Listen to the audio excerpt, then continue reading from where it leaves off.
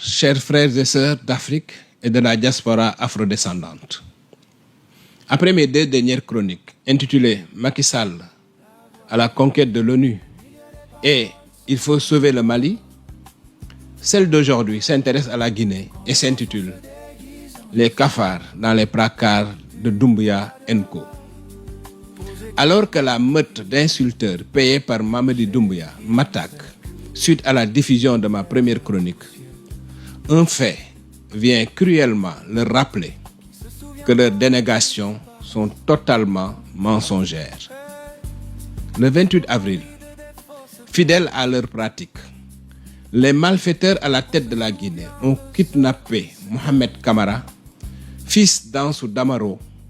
Âgé de 15 ans et demi, ce collégien a été enlevé avec son camarade El Hadji Cissé alors qu'il revenait de l'école.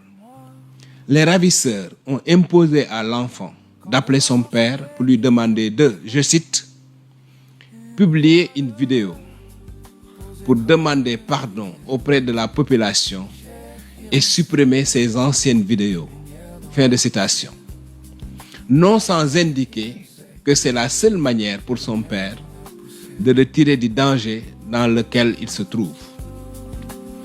Géolocalisé à partir de son téléphone, l'enfant se trouvait à la résidence Bellevue.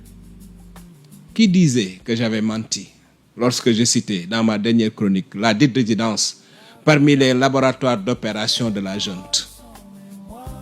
Ai-je menti? Où sont-ce les insulteurs qui ont menti?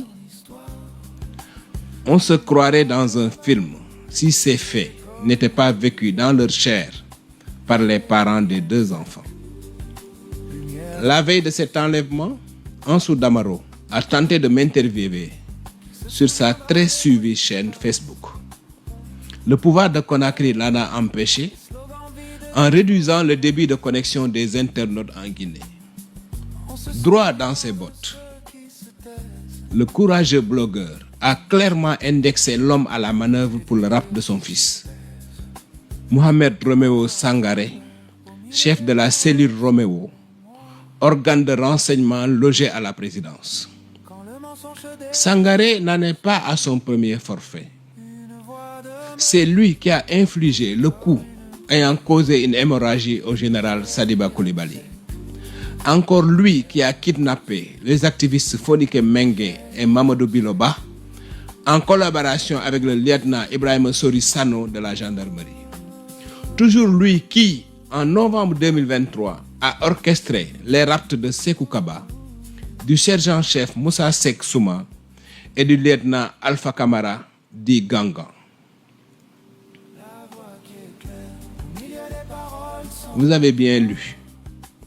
La Guinée, connue pour la belle tradition pacifiste de son peuple de croyants, est devenue un pays extrêmement dangereux pour sa population.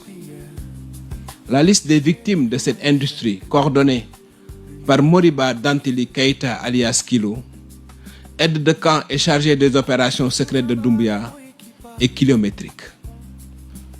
Néné Oussou Diallo, militante de l'UFDG, Mamadou Boy Bari dit Maboré, responsable jeunesse de ce parti, le colonel Moussa Kondé de la gendarmerie, Safomba Kamano, frère d'Eli Kamano, ont été les victimes d'Ibrahima Sori Sano, agissant sous les ordres de Bala Samoura, patron de la gendarmerie. Le colonel Claude Pivy, son fils Koy Pivy, son neveu Moïse Guilavogui, le journaliste Sanassi Keïta, l'entrepreneur Karamo Dabo, le comptable militaire Jean Guémou ont subi les foudres du commandant Kilo. Les auteurs de ces faits ne s'en cachent même plus. Pour avoir tenté de concurrencer le cartel de la présidence, Sidiki Mara, nuitamment convoqué au palais Mohamed V, a été kidnappé avec son chauffeur Khalil et son bon petit papy qui l'accompagnait. Sa Land Cruiser V8 noir reste garée dans la cour de la présidence jusqu'à ce moment où je suis en train de vous parler. Tels sont les marqueurs du disque dur de ce pouvoir depuis sa naissance. Des centaines d'éléments de la garde prétorienne d'Alpha Condé ont en effet été froidement abattus le 5 septembre 2021. Des méthodes inhumaines ont été utilisées pour faire disparaître leurs corps.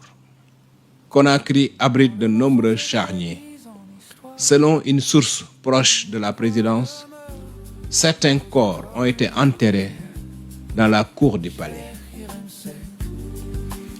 Le fonctionnement du logiciel mental de Mamadi Doumbouya est typique d'un dictateur. Il ne recule devant aucun moyen pour conserver le pouvoir. Son régime est ainsi celui de toutes les dérives liberticides, de tous les abus contre les personnes et les biens, de tous les excès de pouvoir, mais aussi de toutes les démesures dans le vol de l'argent public.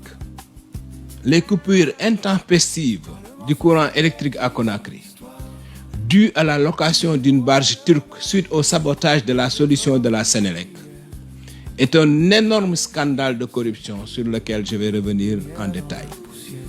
L'Agence de régulation des postes et des télécommunications, ARPT, a versé au Trésor public 0 francs guinéens des 110 milliards qu'il a perçus comme redevance en 2025.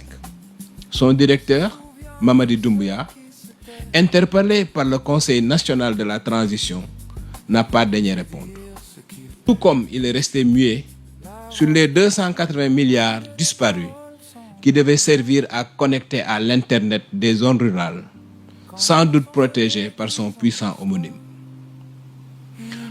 Parmi les proches du président, Bala Samoura, connu par les services occidentaux pour racketter les sociétés minières opérant dans le pays, s'est fait construire à Bessia, non loin de l'aéroport de Conakry, une villa, que dis-je, un bijou architectural à 3 millions d'euros.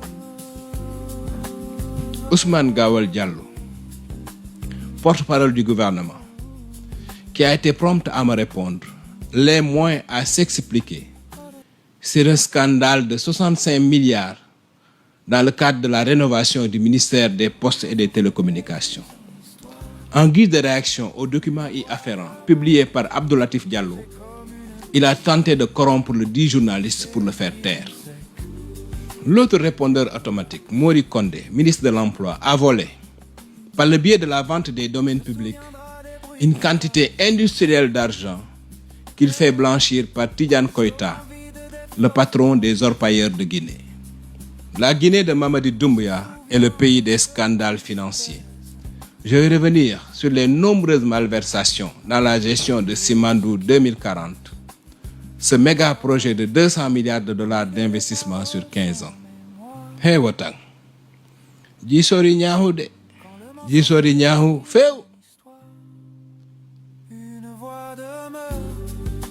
Feu. Face aux faits imparables que j'ai soulevés dans ma dernière vidéo, le régime aux abois de Conakry n'a trouvé comme réponse que des attaques dirigées contre ma personne. Ex-première dame et figure militante des États-Unis, Eleanor Roosevelt a écrit, je cite, « Les grands esprits discutent des idées, les esprits moyens discutent des événements, les petits esprits discutent des gens. » Fin de citation. J'ai jusqu'ici décidé de prendre de la hauteur. Toutefois, s'ils me poussent à descendre dans les caniveaux, leurs dirigeants actuels ne vont pas s'en relever.